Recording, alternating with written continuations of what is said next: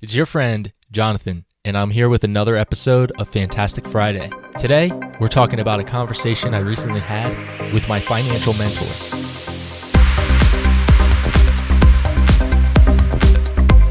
If you like this episode, be sure to hit the subscribe button.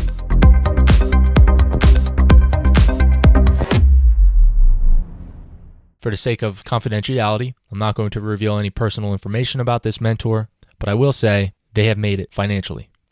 The amazing thing about this conversation was that it was fairly lengthy. One of the biggest takeaways that he wanted to instill to me when having this conversation was that the journey was rough, it takes time, and there are no shortcuts. There are no shortcuts. I'll tell you a quick story about how all this came about. It was late 2018. I was assessing my finances. I looked at them and I said, what else can I do? I need to know exactly what steps to take in order to thrive as an entrepreneur, in order to make the right next steps in my life.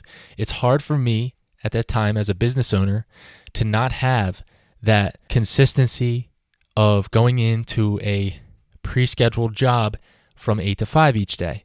And I thought to myself, if I do that though, I'll lose all this time and all this freedom of schedule that I can create to use to implement into my business. I was working independently as well for the power company locally. That gave me enough time to work, to make money, to fill in the gaps, and then also build my dream, and then also doing this podcast, which took precedent. When I really honestly assessed my situation, I looked at a couple friends. One in particular comes to mind. He has multiple real estate properties. He's lived very frugally for the last 10 years of his life, if not longer. And he works full time, but he thinks entrepreneurially. What I found interesting about that was that here's this friend. He would go to work from 8 to 5 every single day. He was also working for himself part-time, and he was working on his properties, his real estate properties, after work until maybe even midnight sometimes. And from the outside anyway, it appears he has a thriving social life. Seeing that showed me partially that, yeah, you can still be entrepreneurial and work full time. How bad do you want it? So thankfully, I found a financial mentor. I assessed people I know, business owners, things like that, people further in life than I am by far. So I reached out to my friend. I said, hey, would you be willing to be a financial mentor to me?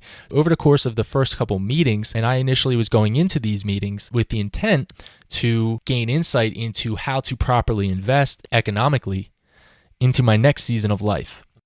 So we meet, and then I reveal that I am doing these things entrepreneurially. I'm working on the side as well, and I have goals to invest my money. And he's like, all right, you are entrepreneurially minded. You're doing all these things. Do you have any debt? And I looked at it and I said, yeah, I have a little debt. I leveraged some things on an investment in 2017, and I'm definitely feeling the pain from that now. He said, all right, come back. Let's do the math. Let's figure out how many months of income that will take to pay off all that debt. Call it what it is. Put a name to it. So I did that. We found out it was a 3-month to 4-month mistake, meaning it will take me at that time, that income from 3 to 4 months, all of it, to pay off that mistake. So he said, get yourself completely out of those investments, cash out, take the loss even so now, and stop holding. So I did. I cashed all that out, got completely rid of all of it. So that was a big weight off my back because I had been anticipating waiting and holding onto those investments for quite some time. So that was a big weight off my shoulders right off the get. Then he goes, okay, you've done that. How do you feel? I'm like, I feel pretty good. I'm glad I did that even though it was a loss. I realized though, okay, it's only a 3 to 4 month mistake income-wise, which is a huge hit. It's a right hook to the face, but it's something that I now have a name to and I'm out of it. I have a starting point. Now I can work from there. So he said, okay, do you have any more debt? Yeah, I have debt still. He said, okay, you need to work full time right now to get money to pay off that debt. And here's the kicker. All your entrepreneurs are probably squirming because you're like, well, what about your business? What about this? What about your time? What about your schedule? All this stuff. Yes, that stuff is still there. And here's how he put it. You can take a position in entrepreneurship while you're working full time. And this is coming from somebody whose net revenue each year is higher, it's high. Let's put it that way. It's higher than probably the closest 10 people that you know combined. I'm thinking to myself, I'm going to take his advice. He's somebody, why wouldn't I? How arrogant would it be for me to be like, well, I know better? Even just by disagreeing, you're saying, well, I know better. But the point is, I said, okay, I'm going to take his advice. I take his advice. We did the math. So I did. I got a great position that I started earlier this year. I've been on track to paying off these debts. Now, the position in entrepreneurship remains. I'm not losing anything. And he keeps reminding me of that because he knows how risk tolerant I am, and he understands that I have an entrepreneurial bent, that I'm an entrepreneur at heart.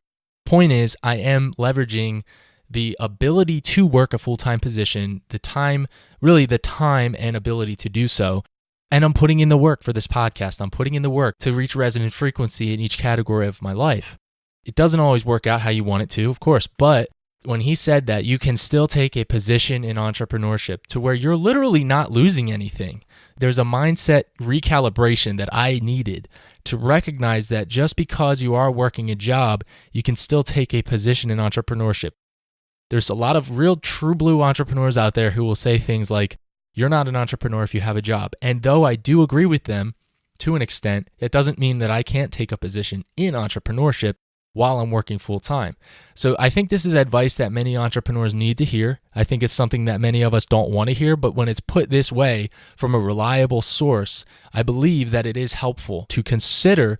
Now, many of you out there are working multiple jobs currently, or you're working a job and you're working on your hustle, or you're working on your business as well, getting it off the ground, or you're keeping it afloat by working your day job, and it's a really rough balance. Or you're working on a dream that you do support as a hobby almost, but you're supporting it with your day job income. And that brings me to the closing of this episode, which is we're sitting there at dinner this past week. He looks me in the eye and he says, there is no shortcut. There is no shortcut. And his point is, yeah, you can keep an eye out and be aware along the way, and that may help you to leverage a certain opportunity when it comes, but don't look for any get-rich-quick schemes. Don't look, because they're schemes. There is no shortcut. It's all about chipping away. And that's what he told me. That's what he said to me. And I wanted to share that with you, the listener, because many of you, regardless of age, many of you in your 60s and 70s as well, are equally struggling financially, even if not more so than many millennials. So all of us, I don't want to say struggling, but maybe you're not good with your finances and you needed to hear this. There is no shortcut. Decide on some boundaries that you're going to operate within. That kills anxiety, because once you decide, it literally cuts away the option of something else. You decide, okay, though this is a box, I decide on it for this amount of time or until I reach this financial goal, whatever the case may be. It is freeing. It is helpful. It is tough. It's a big adjustment, but it's great. It's something that I would highly recommend doing. I'm sharing this with you as I go through it present day myself, and just keeping it real, There is no shortcut. There is no shortcut. Not crypto, not Bitcoin, not sketchy real estate investment. There is no shortcut. It's about chipping away. What's amazing is he used as well, my financial mentor used the word picture that a past guest has used, which was go for singles. Go for singles. Don't always have to go for a home run. Many times what will happen is you'll go for singles, you'll get a homer many of the times. Eventually, you just get a little single, get a single, and be okay with these. Learn from them, grow from them. Look at it, as I said before, as lily pads. And each single, you'll hit a single, like in terms of baseball, you get to first base only. But you're getting these singles, and then, look at that. I was just going for a single, and it went out of the park. And these out of the parks are those quote-unquote things that you so badly are always trying to hit for, but that causes you to never find them. Do you get it? That's the point. If you were chipping away, you're just a little chip, little bunt, single, and then bang, it hits the bat the right way and it goes out of the friggin' park. Those are the times and those are the opportunities that come typically when you're going for the singles. And yeah, I'm not saying don't strive for a home run. You're way more likely to get that strived for home run by going for singles consistently and chipping away and recognizing that there is no shortcut that we can just make happen typically. Stay consistent, be generous on every occasion, and live wide open. Godspeed. Fearless. We'll be right back.